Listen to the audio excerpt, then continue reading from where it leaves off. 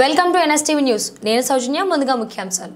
హైదరాబాద్ లోని wholesale medical షాపులపై తనిఖీలు నిర్వహించిన డ్రగ్ కంట్రోల్ అధికారులు. ఢిల్లీ నుండి ఎలాంటి బిల్స్ లేకుండా తీసుకువచ్చి హైదరాబాద్ లో 40% డిస్కౌంట్ లో ఇంజెక్షన్ ని అమ్ముతున్న మెడికల్ షాప్స్, హోల్సేల్ మెడికల్ షాపులపై కేసులు నమోదు చేసి 51 లక్షల విలువైన ఇంజెక్షన్ స్టాక్ ను సీజ్ చేశారు. సికింద్రాబాద్ లోని దుర్గా హబ్ మెడికల్ షాప్ లో 6.7 లక్షల స్టాక్ సీజ్. ఉప్పల్లో Shri Tirumala pharma medical shop లో 3.52 లక్షల స్టాక్ సీజ్. సుల్తాన్ బజార్ లో శ్రీ పరన్ మెడికల్ ఏజెన్సీలో 9 లక్షల స్టాక్ సీజ్.